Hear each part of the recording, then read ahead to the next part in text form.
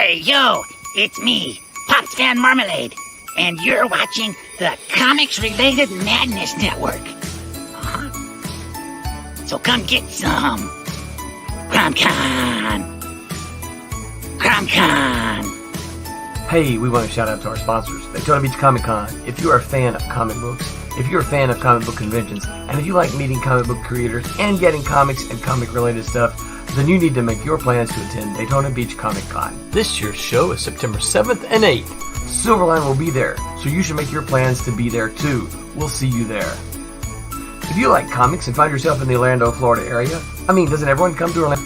You need to make it a point to visit Coliseum of Comics, especially the one on East Colonial Drive. They carry Silverline comics, even a limited edition Coliseum of Comics version of our comics. So, when you go, be sure to ask for Silverline Comics and tell them we sent you. OCD stands for Orlando Collector Deviants. OCD, Steve and Trish, they're a family of geeks who promote geek things, particularly those around the Orlando, Florida area. They're big supporters of Silverline, and we think you should be supporters of theirs too. Go give them some love. If you are an independent comic book maker and you need to get your independent comics made, you need to look no further than Kablam Digital Printing. They print our books, and they do a bang-up job. They're not only trusted by Silverline, but many, many independent comic book makers. Head on over to Kablam.com and see for yourself just how easy it is to have your comic printed by them. And tell them Silverline sent you. Hi, this is Tim TK, host of That Silverline Show on Tuesday. Join us at 11 p.m. Eastern, 8 p.m. Pacific every Tuesday night as we discuss pop culture and the joys of making comics. Hi, I'm Barb Gilbert, co-host of Silverline's Wednesday Wham. Join us each Wednesday night as we discuss comics, literature, movies, and anything else that may catch our attention. I'm Roland Mann, and I host Silverline's Silver Sunday. Join me every Sunday at 8 p.m. Eastern as we make mine Silverline.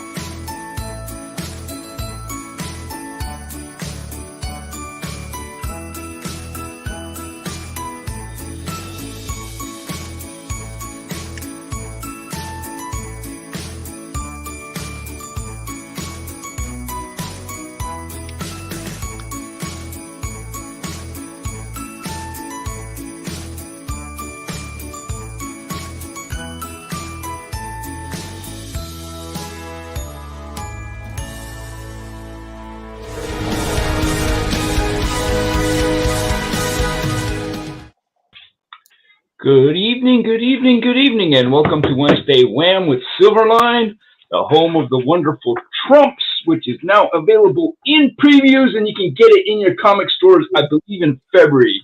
So we are now going to the comic book stores. So, ladies and gentlemen, this is a fantastic series, 4-issue mini, and it's wonderful. We're also the home of such comics as Cat and Mouse, which is a fantastic romp in New Orleans.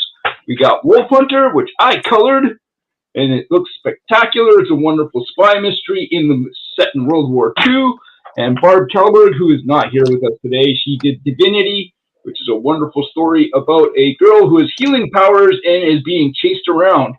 And then we also got books like Kalis, which is the ultimate dad comic, and it is fantastic. I am telling you, this is a great, great book.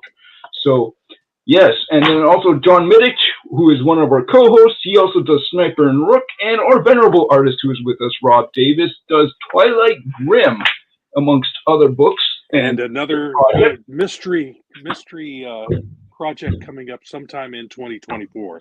Yeah, so, and tonight we are honored to have the wonderful guest of Jerry Bingham. As far as I understand it, you have done Batman, you have done Marvel books, you have done DC books, you've probably done other books, you did your own book, Beowulf, which was beautiful. I had to go look some of your stuff up. Research. and then he stretched out from comics into doing wonderful, fantastic, and we might show you some of those pictures, Cowboys and Indians paintings or Western paintings. What would you call them? Whatever you want to call it. I do whatever you want to call them. Sometimes I do Eastern, so I call it this. Okay. Depends on which way you face, right? They are wonderful paintings. Thank you. Very, very, very imaginative and very, very wonderful. So those are cool. So we might take a look at some of those, and maybe we will also pull up some of your other comic work over time, just to take a look at see where you came from and what you've done. Why don't you give us a Remind quick? me, because I kind of block all that out. I don't blame you. So Jerry, for benefit, because this is the first time I'm meeting you, can you just kind of give us a little bit of a backgrounder as to who you are and what you've done and where you're coming from and where you're going, maybe? How long do we got? Well, we've got at least an hour. We're dying to hear from you. So the floor is yours for the most part. So if you just talk, we'll just listen. Okay. Well, I was very little. I was like 2 years old, and then I got to 3. I got out of the military, and I got work at Marvel Comics first. And, You got out of the military at 3. Wow. Yeah, 3. Yeah, you didn't want me to cover all those years. So when I finally started getting work as a professional artist, or wanting to be, got work at Marvel, and my first project, I think, my first regular series character was Black Panther. I did for a number of issues after Jack Kirby left the book. So that was my intro. I was petrified trying to take over Jack Kirby's book, and after that, I bounced from book to book a lot while I was there. My next memorable stay was on Iron Man, and then I went from Iron Man. I bounced around Marvel 2-in-1, Marvel Team Up, and worked on most of those characters there at one point or another. Not the original characters. Right. I went over to DC, and I started getting work from them, and did a lot of covers for them, and I did some Batman stuff, and I guess I made my name over there. Batman. I did the artwork for Son of the Demon, the graphic novel. Okay. Yeah, that's where I remember seeing your work and admiring it. Probably a good question is, are you self-taught? Did you go to school? How did you gain your artistic skills? Well, you start out self-taught, Right.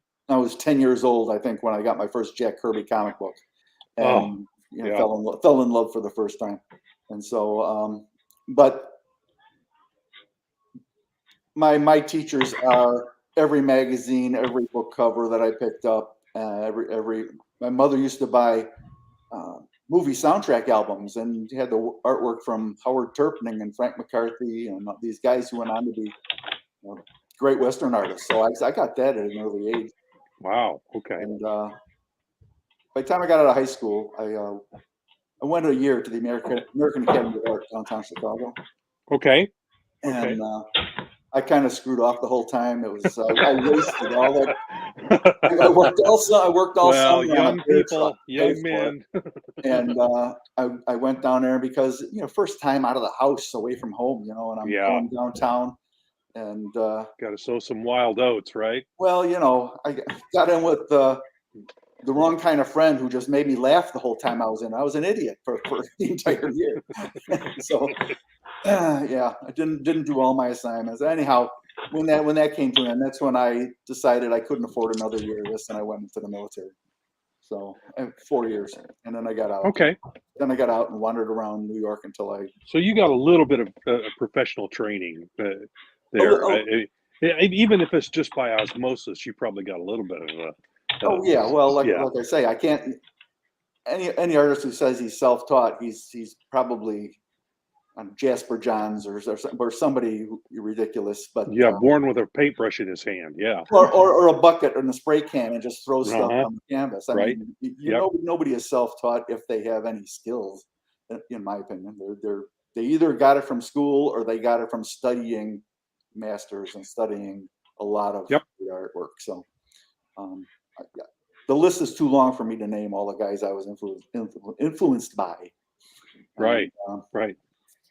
So I was kind of influenced by Kirby myself, buying a comic of his to get into this crazy biz. So I sympathize. Yeah. Well, like I said on one of the other programs there, Silverline. I mean, the great part about when I was growing up with comic books and trying to teach myself how to draw, the best part about Marvel at the time was, even though they had a house style, they had all these disparate talents there. They had, from Jack Kirby to Gene Colan to, Right.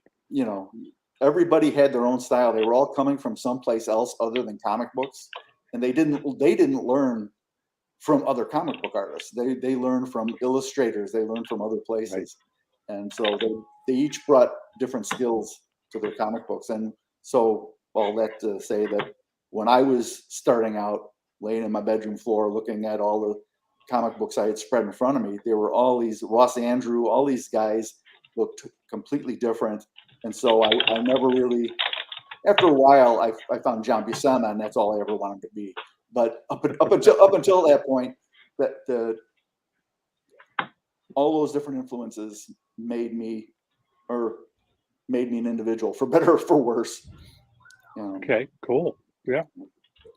I also used to say that while having all those influences and all that different direction, while it probably made me a better artist in the long run, it probably held my career back quite a bit. And just in retrospect, I think about other artists who came in and they were keyed in on one style and one artist, and they were able to make a name for themselves a lot faster than me, who kept changing I kept changing my style and just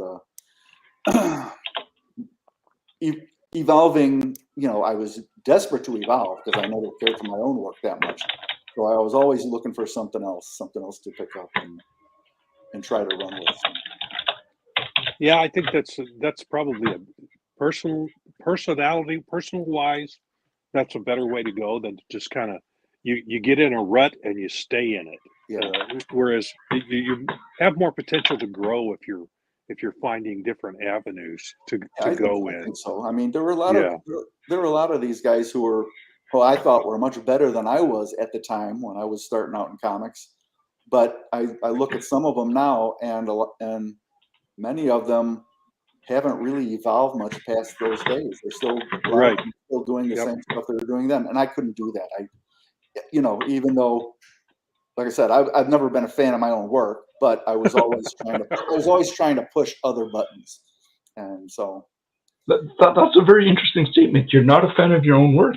No. I especially get what while he I means. was doing comics, I hated my own work. I was always frustrated. Oh wow. I was always frustrated that I couldn't be better. Okay, so then when you transition into your more Western kind of stuff, do you like your Western art?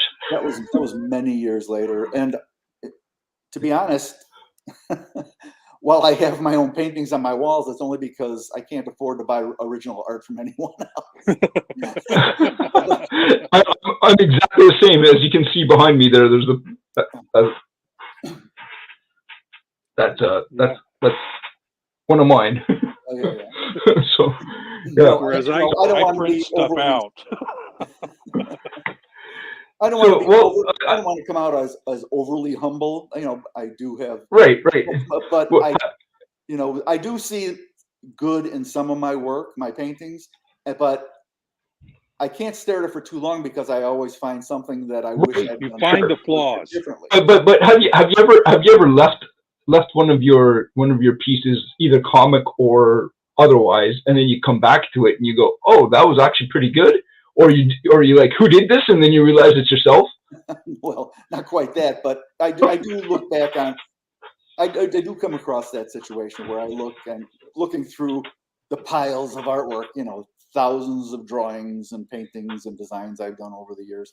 I do occasionally see one and say, that's not that bad. I never say that's great because I don't see any of it. I'm my own worst critic, as the popular phrase. I think most artists are that way. I think what we see in our heads isn't always what gets onto the page. It gets filtered through your hand, and then by the time it gets to the page, you go, that's not what was in here. It's close, but it's not quite. Yeah. Most of Norman Rockwell's early career and mid-career, he was trying to be J.C. Leyendecker. I mean, right. So if you don't have something to reach up for, you wind up stagnating. And it's I was always afraid of that, I guess. Mm-hmm. That's why I was always trying something new. I took while I was working at Marvel, I did some very crude paintings, but I got work doing paperback covers for Pinnacle Books, and not a lot. Maybe a dozen or so, but it stretched me that way. And I had a friend of mine. He was a good friend, and he taught me how to take my own photographs, black and white photographs, and I got a model and when I needed one, and so that helped me quite a bit, because even though it's so totally different from what the comic book drawing, you're studying how the folds in clothing really work, Right. and how the shadows create patterns and textures and folds of their own.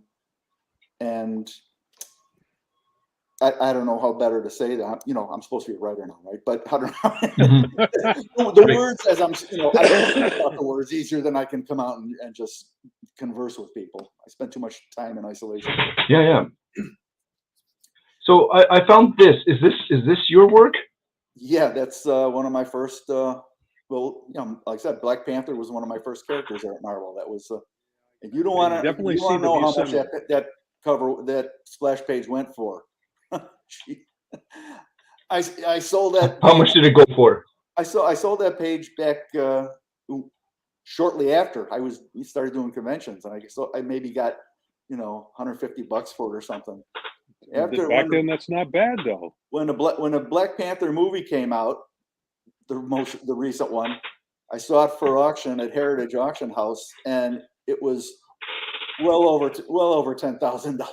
I don't know. Wow! Get out! Yeah. So that's it. That's it. That's a fantastic piece. Yeah. So just so you know, it's really, it's got a lot of punch to it. Yeah. It's really well done. Yeah, I see some. It's fairly simple. I got my circular composition in there. I was always working on geometric compositions at the time. It was something that Dan Atkins taught me. He was my mentor. He kind of helped me get into the business, and so he introduced me to a lot of other artists that I never knew, and he started showing me things that I hadn't learned on my own. So I give him a lot. Wally Wood, didn't he? What's that? I'm trying to remember. He worked with Wally Wood, if I recall. Yeah, he was Wally Wood's assistant. So right. Yeah. Worked on some of the EC stuff with Wood, and the war stuff. He used. I don't know. I can't say anything for a fact, but he used to point out. He did a lot of those airplanes in the Wally Wood. War comics, and so. But Dan is a talent. He's one of the best inkers in the business by the time he finished up there. So how old are you when you were following in Jack Kirby's footsteps here? Oh, right there. Let's see. I got out of the military. I was maybe 22 or 23 when I started on the Black Panther. Wow. Yeah, that's young. Wow. So yeah, wow. Really so they take. They're sticking you behind. And how old would Kirby have been at this point? Oh, I don't know. I only met him once, and it was kind of at a distance. When I did the Beowulf graphic novel, I got the award for best graphic album, and I was on stage with, I think it was the artist for Rocketeer. Man, the names just slipped my mind. Dave Stevens. And Jack Kirby was on stage getting a special award. So wow. That's the closest I ever got to him. I never even got to talk to him. I would have loved to. Yeah. So speaking of your Beowulf, that's fantastic work. Thank you. Just like it's something. Were you trying to channel Prince Valiant, or were you just? I had never really inked with a quill pen, except very, very briefly. So I was learning how to ink for myself at the time. And I was a fan. When I was a younger guy, after high school, I kind of got into the sword and sorcery, and my mom got me to read The Lord of the Rings, which I've read like 3 times, the entire syllabus. just because I was such a fan of that stuff. And and at the time, it was all John Buscema's Conan, Frank Frazetta's Conan covers, and I was so into that stuff. And Schwarzenegger just did the movie, and in my mind, I wanted to do something on my own, but I wanted to show the fans where all this stuff started. And it started with Beowulf. That's where Tolkien teaches Beowulf. Yeah, he hasn't taught for a while.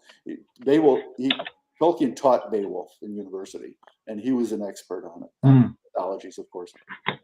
So that's where his meeting with Smaug, the thief in the night, and all that. That's from Beowulf, and so a lot of little elements taken from that. And I was such a huge fan, and I wanted to be John Buscema drawing Conan is what I wanted to do, but I never got the chance.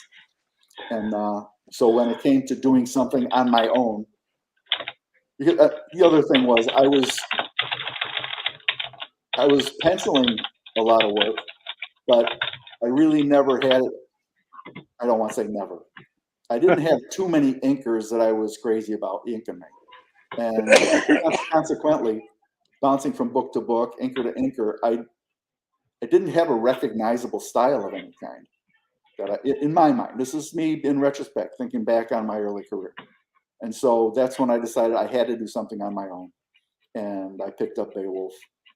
And I went to 3 different libraries, got 4 different copies of the Beowulf poem, and took them home and read them all, and tried to distill it down. It's huge. It's a huge piece. I tried to distill it down to what was it, 40 pages, 44 pages or something for that graphic novel.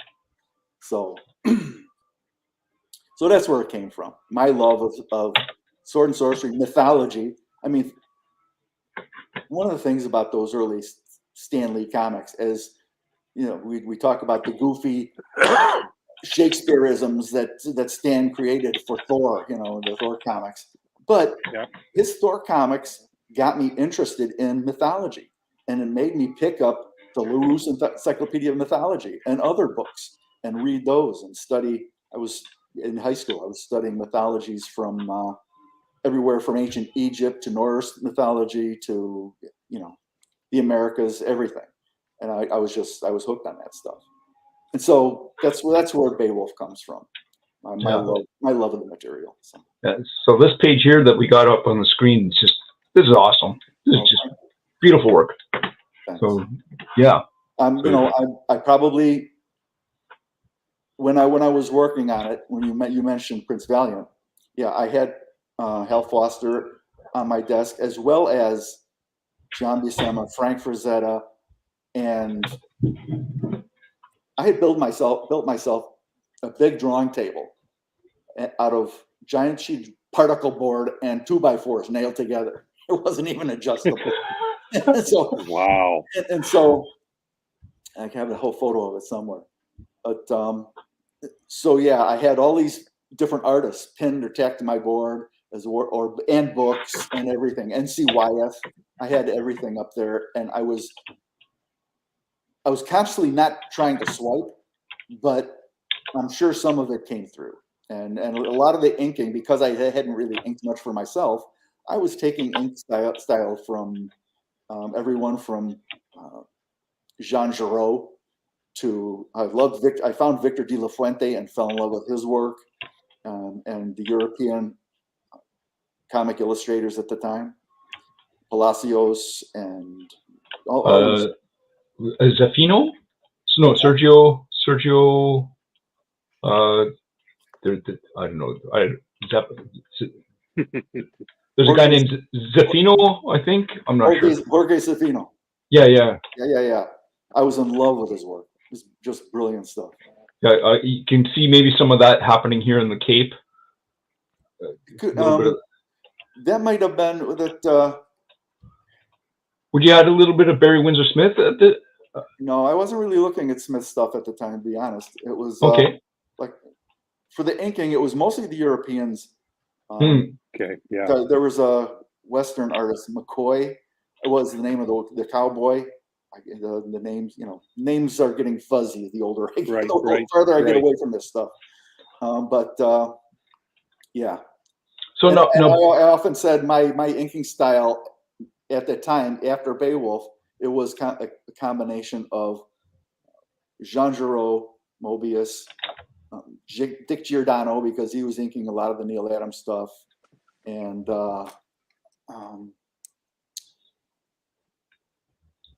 so did you do all the art in this book? So you penciled, inked, and colored. You colored it as well. Yeah, I did. And did you color everything except the lettering? The lettering was done by Ken Bruzenek, that came from the First Comics people. So the coloring, did you do watercolors, or is that washes with ink, or? I don't know. You're too young to know the process at the time. There were blue lines, and are you familiar? I was getting into understanding how comics work right when the blue line started going out. Okay. So I did the research into understanding how that process worked. Yeah. But it was like I was in that middle of the transition stage. So I started. But that's what it is. They make the way they shot onto these. They were actually fairly thick boards to handle the watercolor, and they take the black plate. They expose it with a chemical onto the board in order to create a blue line image of the black line that you see. Right. And then you color the blue lines. And so the problem with working that way was that you gave it transparency with the black line on it. And so that's where the register marks there. Yeah. You see along the top and the sides. Right. And if they ever got out of alignment. Right. Well, you line up the black transparency onto the blue line, because after you start painting, that blue line starts disappearing a lot of the time. And so you have to keep flipping that sheet up and down to make sure that everything is still in alignment. It was a bit of a hassle, but I was able to actually. Yeah, and it sounds like the board was too thick to put on a light table even. Well, yeah. You wouldn't be able to get as thick. The paper wouldn't allow light to go through, so you could put it on. And even if it was standard thickness paper, with some of the more delicate line work, you might have gotten lost. And so, I mean, it was a process that worked for a lot of people a lot of time. That's how I did the Batman graphic novel too, The Son of the Demon. It was painted on blue line. So this is interesting, because you did this in circa 1984. That's when it came out. I did the black and white work. But you're doing.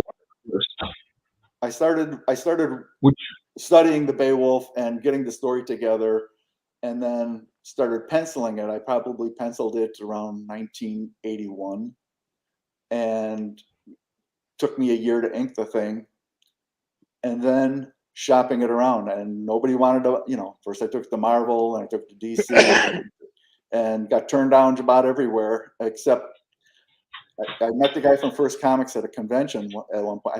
I think this is how it happened. It's a long time ago. but I talked them into it, and basically I had to make a deal. I had to draw half a dozen issues of Warp, because they lost their penciler who was doing the Warp comic books at the time. So they agreed to publish the graphic novel if I did so many issues of Warp. Wow. Wow. It was probably and then it probably took me at least 8 months to paint the thing. Yeah. It was a long project. But, yeah. So now here's an interesting thing though. So this is 1984, and you used watercolors. And that would have been for comics, that would have been a stretch, or you would have been pushing boundaries doing that. Well, yeah, I wasn't the only one doing it, of course, but for me, it was pushing boundaries. Yeah. I was, I knew about Dr. Martin's dyes, and that's what I used on it. Are you familiar with Dr. Martin's dyes? Yeah. And one of the things I didn't know for a few years after, when it was too late, where they're very light sensitive, and those dyes start disappearing. Yeah, Yeah, if they're not under UV light heats them. glass. Yes. Yeah. Fascinating. Yeah. All right. Do we want to take a look at a couple of your other some of your other work? Whatever you want to do. I'm just that's something I just did on my own when I wasn't even published at the time. I wanted to get work drawing Conan. So this was here we go. Probably living downstairs of Dan Atkins, and I was trying to do samples. He actually took me into New York and helped me show my samples around to the editors. And wow, I look at this stuff and I cringe though. Now here's something I like. The one with the knife. I like that one. It was. Yeah. I thought it was inventive at the time. I thought I did a decent job making it. I'd been inking for quite a while at this point. So reminiscent of Jim Aparo. Well, I love Jim's work. I studied more Neil Adams, but yeah, it's got a little bit of both. Yeah, at that point I was maybe kind of a cross between Buscema and Adams, and maybe that comes across as looking somewhat like Aparo. There you go. You got the Dr. Martin. I have an old bottle. It's all dried up, but I've got some of this someplace. Yeah, it's got nothing in it anymore, but yeah, as you can see. But yeah, I've still got the bottle. That's what they did comic book coloring with way back. You're old enough. You can remember those things, right? Yeah, just a little. So like I said, I was doing research into coloring comics, so I knew about the Dr. Martin's dies, and I was about to go out and get them and start doing the coloring process, because I learned all about you got to have the RGBY or whatever, and all of the different coatings. So I had started learning that process, and then computers came out, and I was like, oh, I don't need to do any of that. Well, I didn't have to do any of that either, because when you're painting with physical paints, you didn't have to do coding. So it's like, So is this one of your covers? Yes, it is. It was not a triptych, it was a quadtych. There were 4 different comic book covers. There was Suicide Squad, there was Detective, there was oh God, don't ask me. Okay. But the backgrounds, because the Millennium series, the story's connected. And so I made these right. There's another one. Yeah, so if you put these covers up in the right order, those trees and everything, they continue on. Oh, they all connect. Interesting. Wow. Okay. Yeah. That's cool. That was fun. That's very cool. Awesome. Yeah. Captain Atom, that was one, I think. Yeah. So were you living in New York at the time when you started, and that's how you got your work with Marvel? And well, no, actually, I was when I got out of the service. My ex-wife, my first wife, her family was from South Jersey, and so I would take bus trips up to New York City and get rejected and go back and forth until it was Marie Severin was the art director there, and maybe she got tired of me coming in there. But eventually she said, she knew this guy over in New Jersey, and had I ever heard of Dan Atkins? And she told me how to find him. And I went to his place, and he took me in, and he set up a second drawing table in his living room, and he let me stay on his couch for a week. And I drew, and he told me what I was doing wrong a lot of times, or most of the time. But by the end of that week, he took me into New York and introduced me to Archie Goodwin and the editors at both Marvel and DC, as well as continuity. He introduced me to Neil Adams, but Neil looked at my stuff and said, "Yeah, well, you got a ways to go yet. Good luck." Yeah, that's Neil. He was brutal. Well, at the time it's crushing, but I look back at my stuff then and I think to myself, I wouldn't have hired me.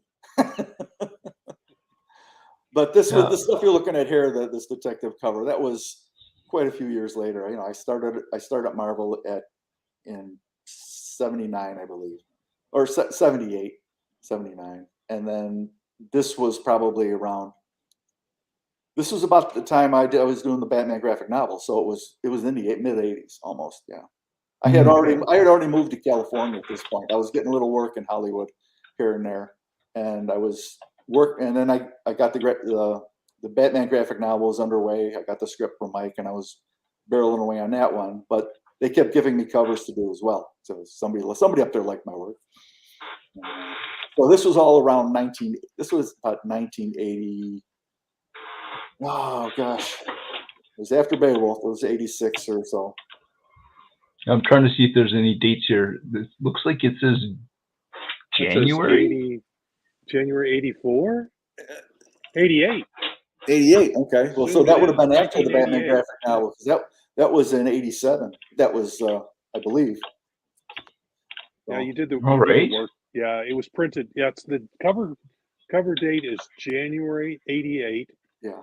It looks like. And then, so which means it was actually published in 87, late in 87. Yeah. So I was working 10 years in the business when I did this cover. All right. So now, hopefully this is not too much of a segue. So you're doing art, and you doing your stuff, and you did Beowulf. So you did the entirety of Beowulf, and you wrote it as well, I assume. Right.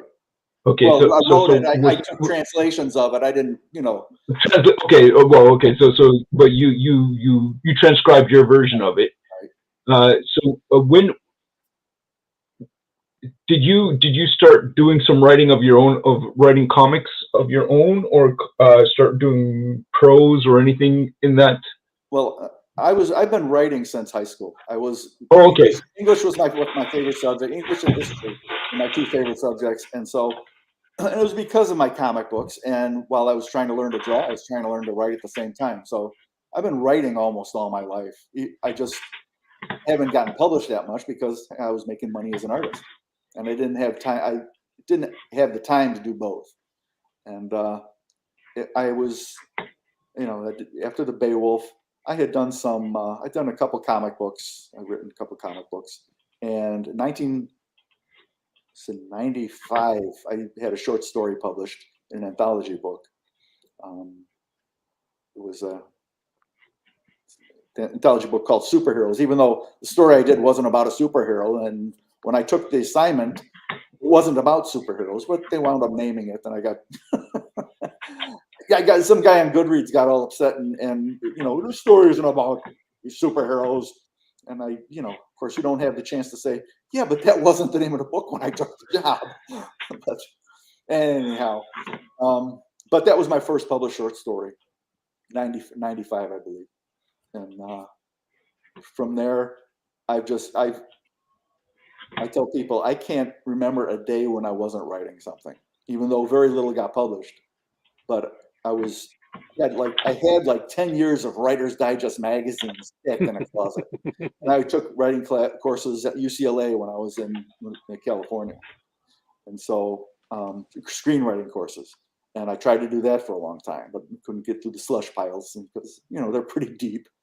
And then I probably, before this new book that just came out, I probably have a half a dozen screenplays on my hard drive, as well as maybe a dozen novels. Most of them pretty lousy, looking back at them, but it's all the learning process. Ray Bradbury said, you write a lot of words before you actually get published.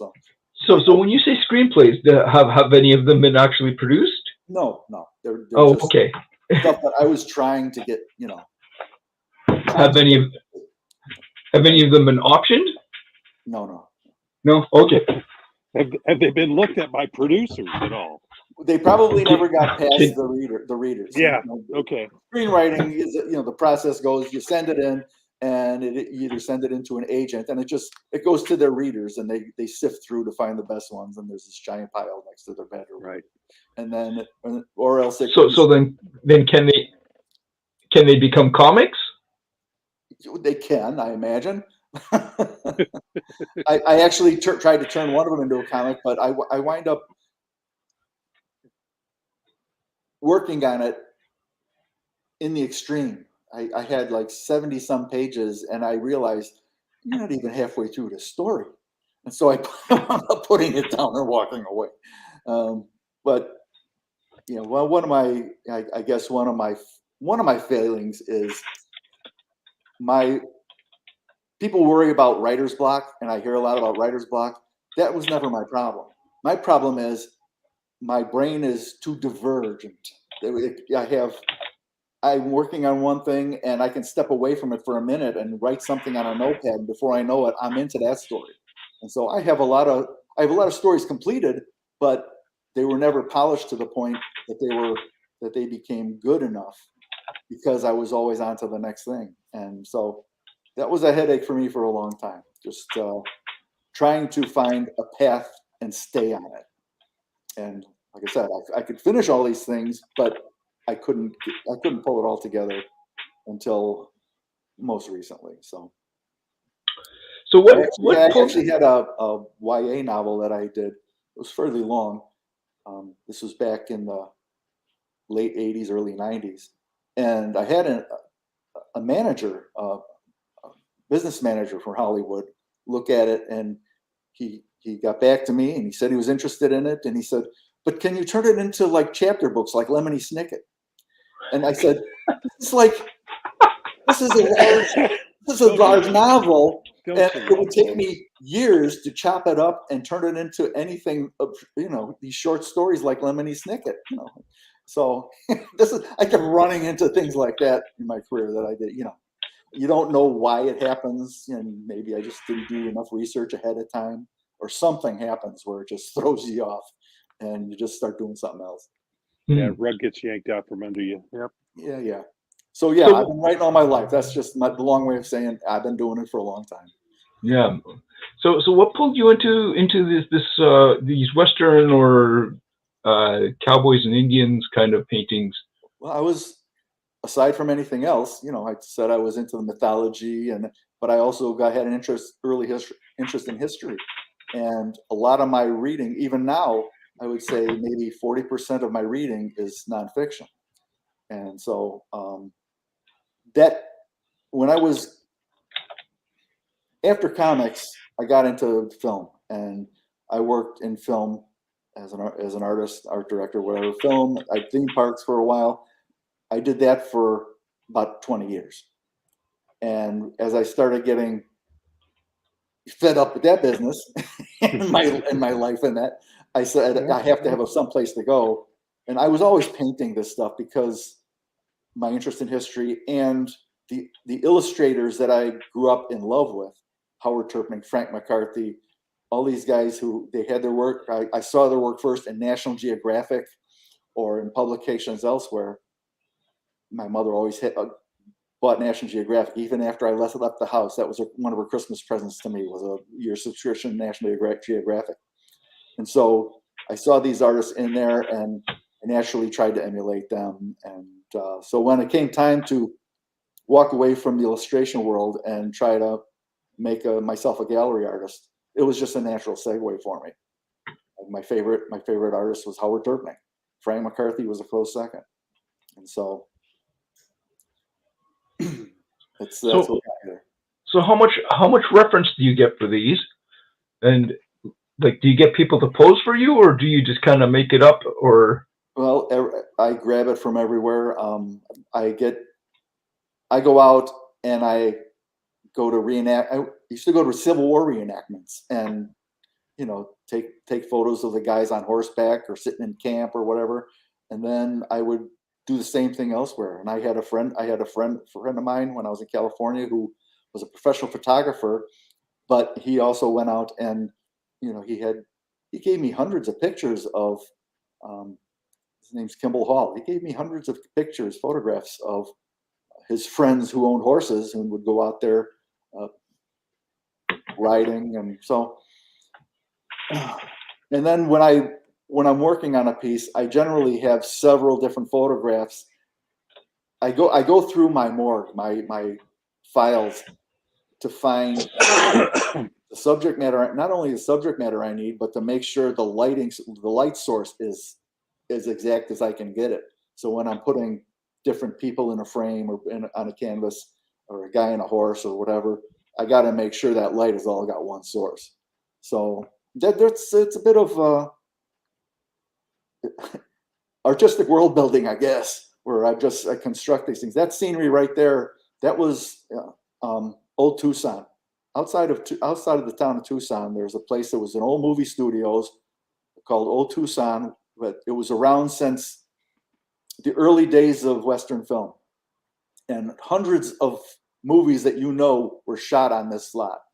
And movies, commercials, TV shows, from Gary Cooper and John Wayne. I mean, El Dorado. It was all shot in this location, in this back lot here. Not a back lot. I mean, it's a huge lot. I don't know how many acres it is, but they have the whole town built there.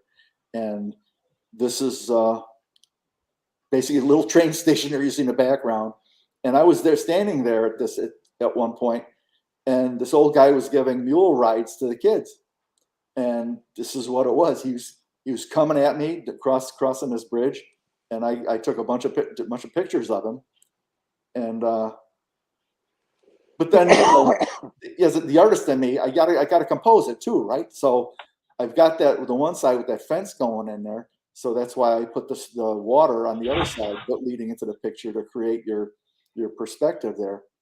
And then I realized as I'm painting it, I should have worked on the composition a little bit earlier, but as I was painting it, it struck me wrong that the guy leading the horse leading the mule was that far away from it. And so I went through a lot of photos to look for a dog to put in there to add some interest between the two figures.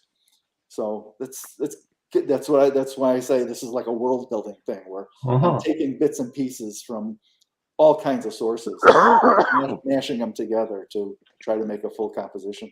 So wonderful. So these are beautiful, beautiful, beautiful works.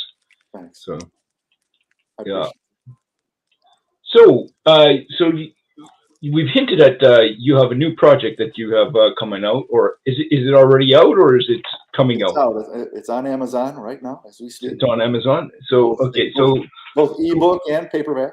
So we're going to do a little bit of a tie-in with Silverline, because Silverline lives in the world of New Orleans and Louisiana and the South, and your book seems to be set there, or has some stories set in that area. My detective is in New Orleans. Right, and so what's the name of your book? What's give us the rundown. I have mouse pads now. Here's a mouse pad. All right, Hades Kiss. Yeah, there it is. And here's the book. Oh, this is the author. This is not an author's copy. This is actually a proof, because it's got, you see that band across the front. But you see, it's a pretty big book. Close to 500 pages. Wow. So that's it. So did you self-publish, or? Yeah, I had to self-publish it. And, okay.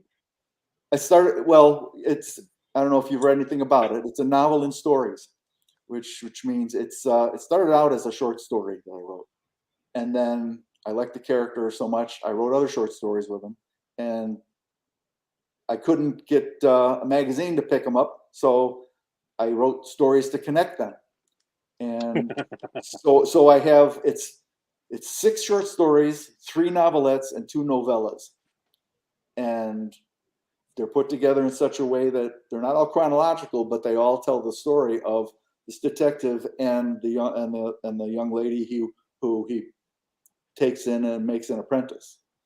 And there's each one of these stories is a different mystery, or suspense story, or thriller. They don't follow the same formula, and I did that on purpose because I was a good friend who read it said that it's a love story to all the famous, all my favorite authors from the past. There's a story in there that I was inspired by Poe. He was the first mystery writer, or the first detective writer, private detective.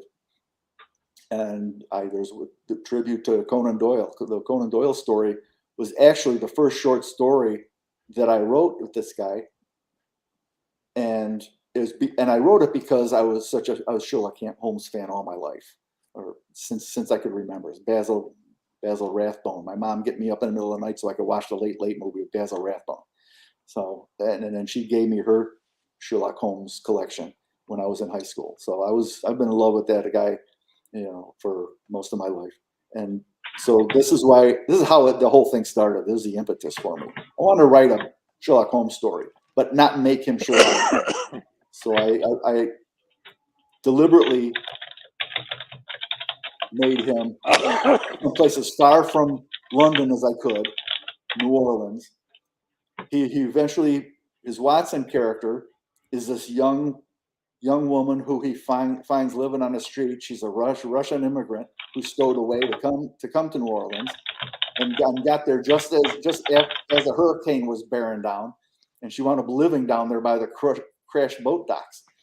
And so he finds her while he's out looking for the lost dog, and then she helps him out, and he decides to give her a job, and he takes her in, and they kind of grow together throughout these 11 stories. And, All right.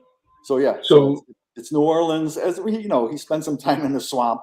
He spends the Falaise swamp, and he goes all over Louisiana, but most of the stories take place around there.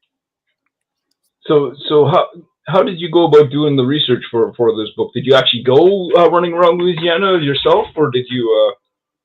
Or did you just do a lot of reading on the net? I've never been.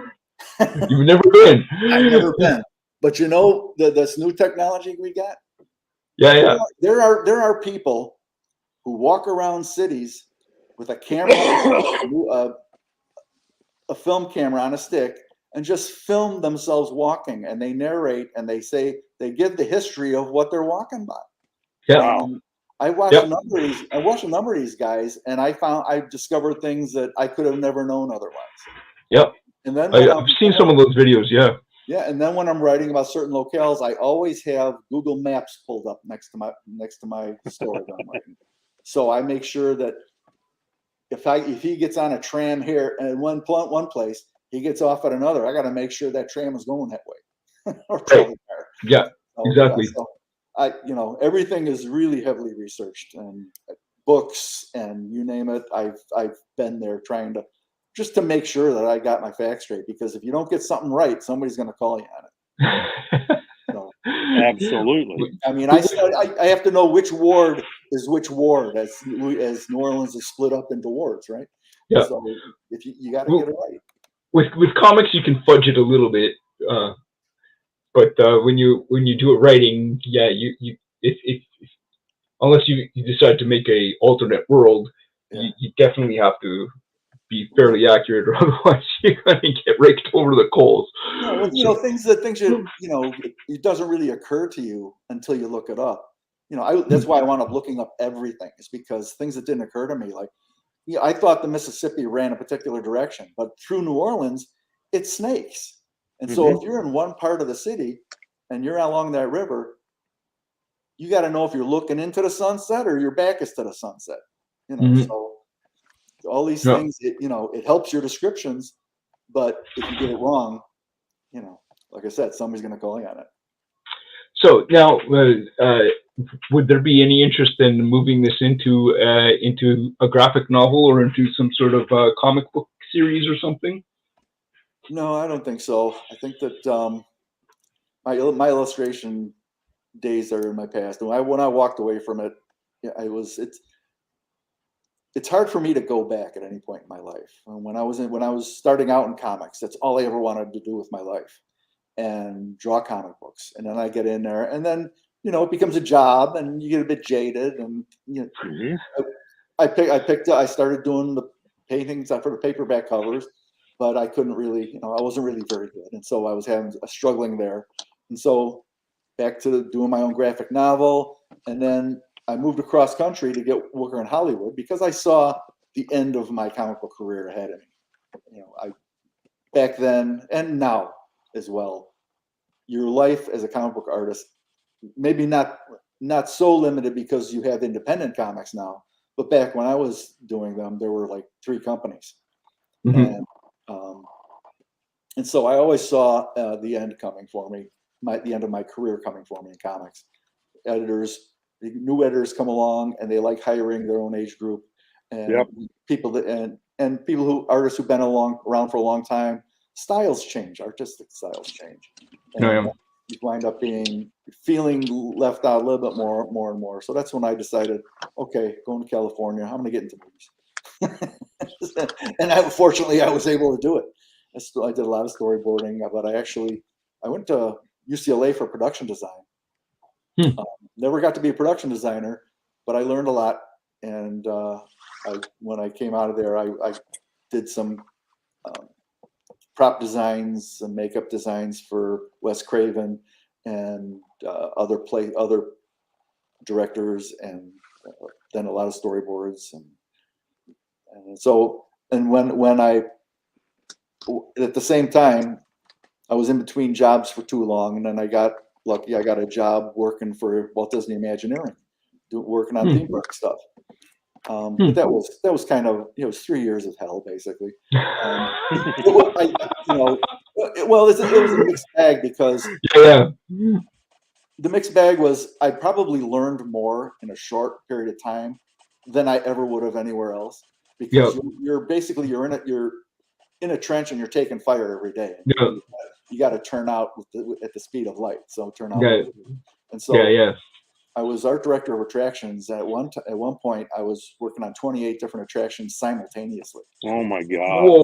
And so and everyone had a different theme. Every one of them had a different artistic design to it. And I had other artists working with me, and I was directing some of them. But for the most part, I had 2 drawing tables in my little cubicle. And I usually had 2 paintings going at the same time, going one from to the other, as well as during sketches, preliminaries for other pieces. So and then because Disney is like the largest Shark Tank in the world, everybody's always trying to cut your legs out from under you. Somebody's gunning for you. I was making a lot of money, and there were producers there who resented that. And there, a couple of young artists who thought they could do my job, even though they couldn't. So, but everybody's trying. Not everybody, but there's always a little gang of people that are trying to undermine you, even as an art director. So at some point, it was, I left after 2 years. Actually, I got canned. At some point, the attractions for this facility, they were in the process of being built, and the art and the high concept stuff was being finished, and they really didn't need a high priced artist in there. And so they let me go. I went across the street, and I was still working for Disney, but I got work on California Adventure and Animal Kingdom on a couple other places.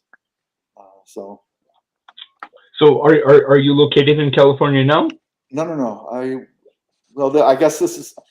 You got me on a tangent, and I'm really bad with tangents, because I can go in a direction for hours and not know where I'm headed. But that was me saying that every time I changed jobs, changed professions, it's impossible for me to go back to something I was previously working on. So going back to high school. What's that? Be like going back to high school. Well, kind of. Even though comics was my first love. And in my mind, even today, I'm thinking, wouldn't it be cool if I could, but at my age, it's like, how many years you got left to draw comic books? Because a comic book is going to take you a long dang time. But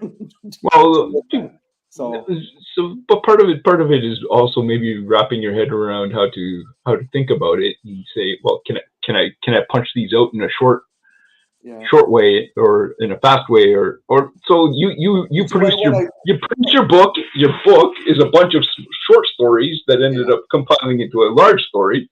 So can you do the same with comics? No, well, I can't, because in my mind I have to be working on the next book. Right. Interesting. Well, as I was saying, when I changed, every time I changed artistic professions, I couldn't go backwards, because I was always pushing whatever direction I was heading in. And going back to something I was doing earlier would be like walking back down the escalator that's going up. So, and then so when I decided to do the gallery stuff, do my Western art, whatever, that was my new direction. And once I was in that, I couldn't go back and do the film work anymore. So that's when I left film. And once I was out of film for a few years and I was making an okay living doing my painting, that's when I decided I didn't have to be in Los Angeles anymore, because I was only there for the work. I lived in the same house for 25 years. I mean, when I sold it, I made out okay because I'd been in that house for so long. But when time came to actually leave illustration, then I started looking around for where am I going to go? I'm going to leave Los Angeles. I always hated Los Angeles. It was there for the work. And so I was looking for, I spent 5 years on Zillow, watching the housing prices. And I became, earlier in my life, I lived with a realtor. So I was pretty good at following the market and being able to suss out where the potential was to make money in real estate. So, so where has that landed you now? Well, it landed me in Arkansas. Arkansas. All right. I'm in Missouri. So you're south. I finally moved in 2020. COVID. It was in the middle of COVID, and my father. What a time to move! Oh wow! My father had built his house in Arkansas. It's a beautiful house. It's on a lake in the woods, in a gated community, and so he had been dead for a couple of years, and my stepmother had been living here, but she couldn't stay here anymore, and so the house was going to be empty. And that's when I said, 2020, the housing market was crazy across the country. Everybody was fleeing California and moving to all these desirable places. So housing prices were skyrocketing, and I had the option to buy this house from the family at a decent price. And why not? I came out here as a trial, really. I didn't really know that I would like it that much. It's kind of fairly isolated. However, talk about a change from LA. Well, yeah, it is a culture shock. Yeah, definitely. But being here, when I got here, the people, they were nice.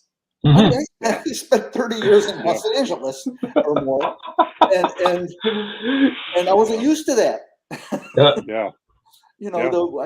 I said this on Facebook not too long ago because the anniversary had come up, and when I moved into this house, it was 2020 COVID time, and because of the COVID and because of everybody fleeing California, I couldn't get a movers, so I had to move myself. I got those U-Haul pods. I got like a half a dozen of U-Haul pods and packed them as tight as I could, and had those delivered here. And I drove across country with my cat, and I was moving in that Thanksgiving week, and I wasn't even moved in all the way, and I'm resting. Thanksgiving morning, I went down to sit down by the lake, little table we got down there, and the next door neighbor, this wonderful woman, brings me an entire Thanksgiving dinner with dessert and everything, and it's like, welcome to the Midwest. Yeah. Thank you for leaving California, Jerry. Where have you been all your life? And did that anecdote make it into your book? No, I didn't make it into my book, but maybe the next book made me realize this wasn't such a bad place to be. And I can look out the window at the lake, every day, and just, I don't really need all those people that close to me anymore. Yeah. I live out in the wild countryside of Canada, so I'm live in the wilds. I enjoy my space, and the second I go into the city, I'm like, I'm out. Well, I do miss it on occasion because miss the conveniences of a big gallery show or a big concert or something, or there are conveniences that you miss, but it's a weak trade-off. All right, so I can drive to Dallas in 6 hours. So 5 hours. So Jerry, give us the 1 minute pitch for your book. Like, give us why are we going to buy your book? What are the things that are going to captivate us and grab us, and what's going to make us salivate to go and buy your book? Well, the thing that's really going to make you salivate, which was a surprise to me, go on the Amazon page, Selling Hades Kiss, and read the reviews. I've got maybe 4 reviews on there, and with 5 stars. And the things people are saying about this book has just floored me. I love whoever they are. I love them, and I had never anticipated a reaction like that to this book. Like I said, 6 short. Very few people know what a novel in stories is, and I really didn't know what it was called while I was putting it together. I was just putting a bunch of short stories together and trying to make sense of it all, and create this world and these people. When I finally got together, I wound up, somebody said it's a novel in stories, and I had to read and find out what that was. And then I went back and wrote more short stories so I could tie them together more and change elements from the stories and piece them together into the stories so that the last story reflects on the first story or the second story. Yeah. So there's a through. Yeah. Yeah. But that's the biggest draw for me right now is the reaction people are giving to this book, and I love these people. That what it's about. Overall, I was told to come up with a log line. So here's the log line I got. New Orleans criminal psychologist Nicholas Vagel limits his work to consulting. That is, until a serial killer takes one too many, and Vagel must end the madness. Dun dun dun. But he doesn't do it alone. He shortly finds his assistant, his young Watson character, and he helps her acclimate to not only being in the United States, but she has psychological problems that he has to help her through. And it's that emotional tie that I work so hard to develop. And the way that he helps her and she helps him in return, that's what pulled the whole book together for me. And that seems to be what a lot of people are picking up on, is that emotional drive, that emotional through line through the whole book. And the last reviewer said, these people came alive for her, and she hated putting the book down. She went back and reread portions of it just because she would miss these people. Oh, and so yeah, wow. That's my pitch. That's gotta feel really good. Oh, it does. I mean, really good. If I thought about it long enough, I'll bring a tear to my eye. Well, I'm working here in isolation for 3 years. Working on this project alone. I wasn't doing anything else. I did a couple little paintings, small paintings, but this is what I was doing every day. And I would sit here at the computer sometimes 10 hours. And I would have to force myself to get up and walk around or go get on the bike and do something. Yeah. But like I said, it was 3 packed years of work. The last 6 months was just rewriting and re-editing and all, more than 6 months probably. And I hired a professional editor because I don't think any writer should trust himself to editing his own book. Because you're absolutely right in doing that. Yeah. Well, yeah, it's you've read it so many times. Yeah. Well, especially every time I finish a story, and I would rewrite it maybe 5 or 6 times, just that short story. Then I would go off to the next story and work on that. But to piece it together with the previous one, I had to go back and reread and do some rewriting on that first one. Yeah, you're moving chess pieces all over the board. Yeah, right. And it's a huge I've chess been juggling these stories and rewriting these stories for so long and for so many times. I couldn't tell you how many times I've rewritten this book.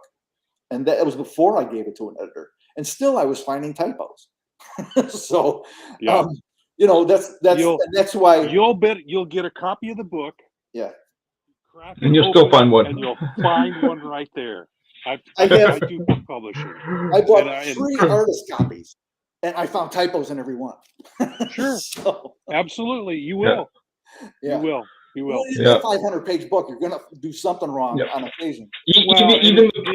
There are no perfect books. There just aren't. Yeah. There's a typo in every one of them. Right. And also, no matter how good you read and you can re-edit however good you are at editing, you read the line, or you read the paragraph as you think it reads, and you wind up missing Your those brain, typos your because brain corrects it to what you Right. wanted it to be rather than what Right. it is.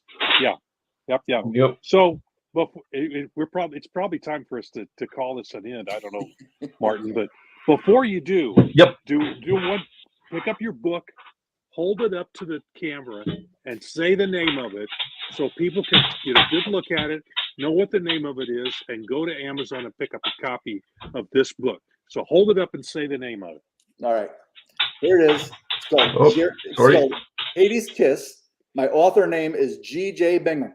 If you're looking for me on Amazon or anywhere else, when I write, it's G.J. Bingham. I didn't want people to confuse my book, buy my book and hope there was pictures in it, because there aren't any pictures. So that's Hades' why Kiss. And so it's A Study in Darkness, Hades' Kiss. Find it on Amazon, G.J. Bingham. And what else should I say about it? I think you did it. I think you did it right. This is my life now. Go, folks. Go to Amazon and pick All up right. Jerry Bingham's book. It looks like a great. Also, I'm going to check it out myself. You can read it. You can buy it for 99 cents as an ebook if you can't afford. Wow, you priced it or cheap. if you're a Kindle member, you can read it for free. You can read a 500-page book for free if you're a member on Kindle. So that's my pitch. Yep. Wow. Cool. Thank you. There you go. Each story is different, but they're tied together because of the characters. Yes. I actually have as I was putting this book together, after a few stories, and I realized what I was doing by picking these other different authors it's not written in their style. It has nothing to do with, but I pick up a thread or an idea or a mood from one of these authors. So the first one is a tribute to Stevenson, Robert Louis Stevenson. Then the next one is my Conan Doyle story. The first story I wrote for this, and then there's a crime story that is Westlake, and there's the Poe story. It's basically, my character is Nicholas Vigel, and Vigel goes down in a plane wreck in the Atchafalaya swamp, and it's his survival story. And there's some horrific elements to that story. Oh, okay. Okay, and then there's my noir story is after Dashiell Hammett, and there's a Chandler type story. And what else do I got here? John D. MacDonald was one.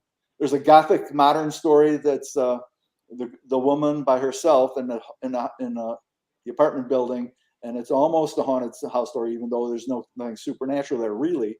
But that was after du Maurier. And so there's one and the last one I kind of got the inspiration from Bram Stoker. So wow. Like I said, there's no real supernatural going on in there, but there's some stuff that may make people question. So I always have an explanation somewhere. Well, 99 cents might be worth it. So yeah, don't say might. 99 cents.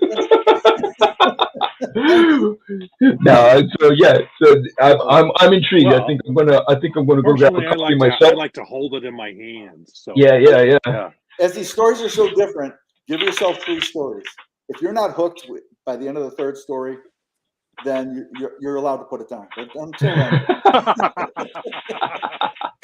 if you want to be my friend, you'll read it. Well, it's been a pleasure chatting with you, Jerry. It's great to get to know you a little bit and see where you've come from and where you're going. I'm on here all the time, so I don't know if I've ever had you on a panel I was talking. Yeah. No, this is the first time we've met, so this is great. So thank you for giving us some insights into your background and where you've come from and where you're going, and we're excited for you and your book. And congratulations on all the stuff you guys are doing at Silverline. It's thank you. There's so much going on there. So much going on there, I can't keep track of it all. So to keep you informed, we are now in previews, which means that our books can be picked up in comic book stores through the comic book store, or order them. So if you are a Silverline fan and you want to pick up your books in comic book stores, tell your comic book stores to order them. And the first book in previews is Trumps. That is not so Trumps. This is not Donald Trump. This is Trumps the card game, which is a fantastic premise. And it really is. It's very cool how Roland has taken his favorite card game and made it into a comic book. So if you know the game, you'll love the comic book because the rules of the game are the rules of the world. To the story, yeah. So it's all tied together, and it's very, very cool. All right, and folks, please check out Hades' Kiss by Jerry Bingham. And if you're also adventuresome, go check out his art online at his website. It's fantastic work. He has done some awesome stuff. Thanks. So, all right. So, ladies and gentlemen, let's do our sign off with Make Mine Silverline. My name is Ross Ritchie from Boom Studios and Make Mine Silverline.